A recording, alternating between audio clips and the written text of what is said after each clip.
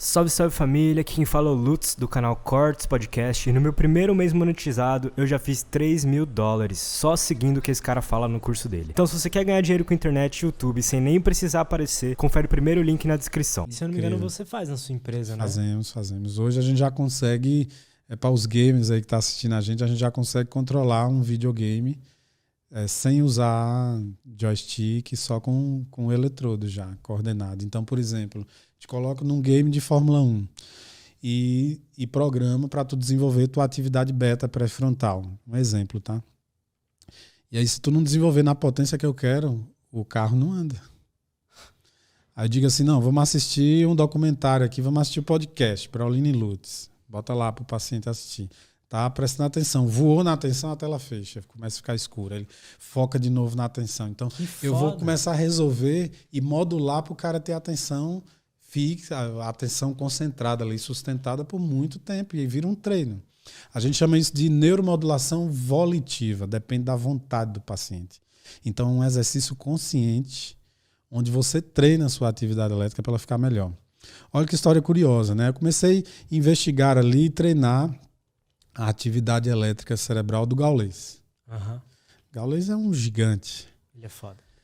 Então, Gaules, vou colocar aqui SMR, vou te colocar num game aqui de avião, ainda não é tão complexo, tu vai num teco-teco aí, e se tu for conseguindo treinar, tu vai ganhando aí aviões mais velozes até tu chegar a um jato aí supersônico. Ele, não, beleza, 15 minutos, primeira etapa, coloca Gaules fica 45 minutos. No game, cara, numa atenção gigante.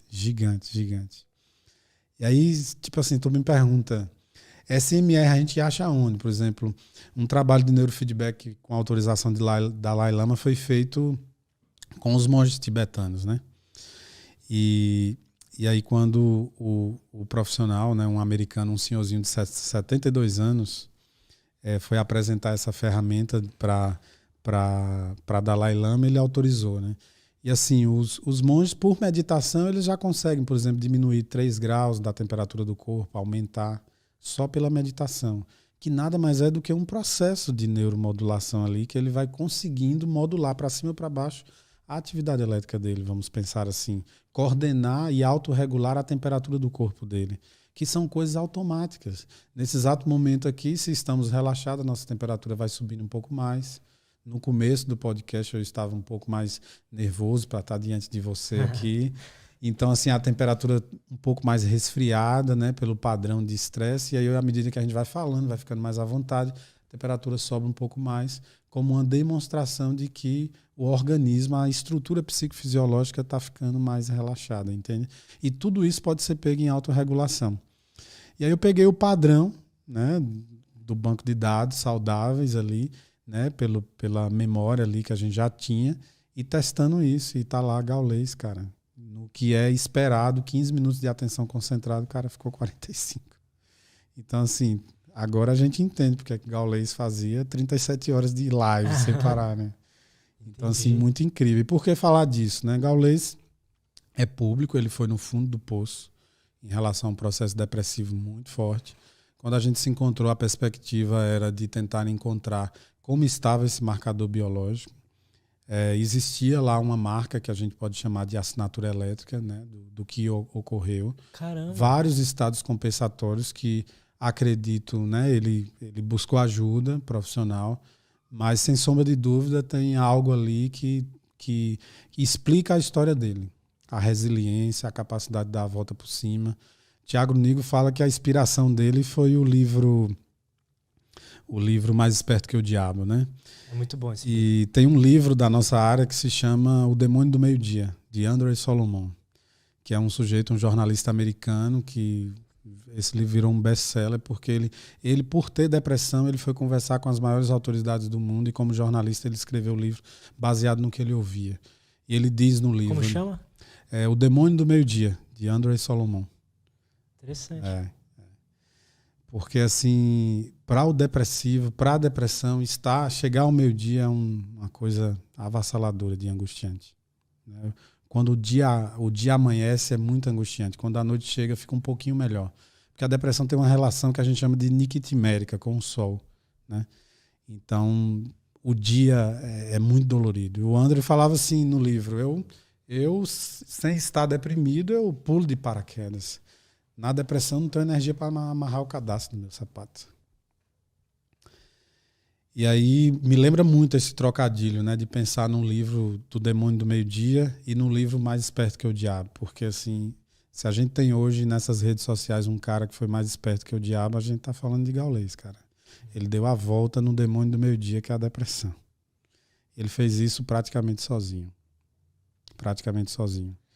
Eu preciso dizer aqui, por exemplo, para você humildemente, que a minha contribuição foi mínima. Eu fui mais privilegiado por ter podido conhecer a cabeça do Gaules, porque eu vi pelo meu olhar assim dessa leitura curiosa o que ele conseguiu eletricamente praticamente sozinho. Então, existem muito sinais... punk isso, assim, ó. Remédio não elabora pensamento. Uhum. Se você assistir Gaules, a conduta dele de vida é o tempo todo elaboração de pensamento, cara. Ele está elaborando.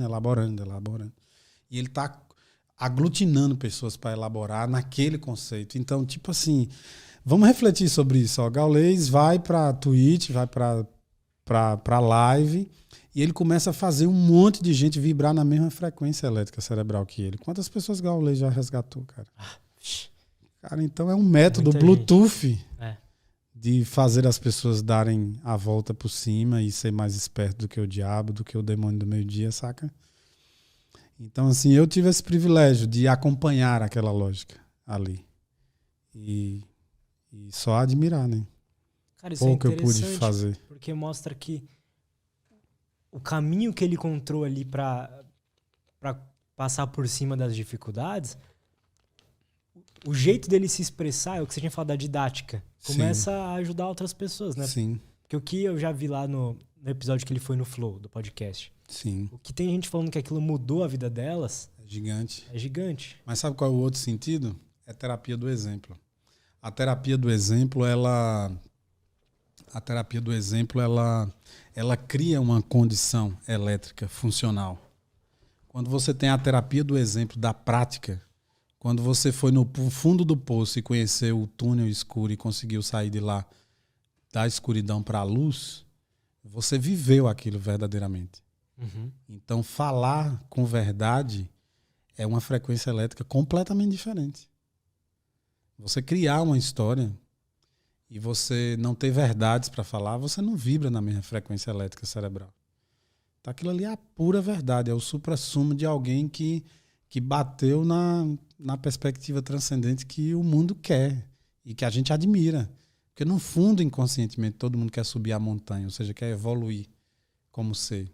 A gente não pode chegar no planeta enquanto os seres mais pensantes do planeta nascer, crescer, reproduzir e morrer. Tem um propósito nisso, ó, de novo o propósito. E, infelizmente, muitas pessoas passam pela vida assim. E são as pessoas que têm medo da morte. Quanto mais transcendente você vai ficando, mais próximo dessa condição da terapia do exemplo, de puxar mais pessoas para estar perto de você, para uma condição de algo que você descobriu que faz bem, mais você vai sentindo que você está entregando seu recado e a morte vira só um boato, ou mais um portal iniciático. Né? Eu tenho um amigo que sempre falava isso, né? A morte é apenas um boato.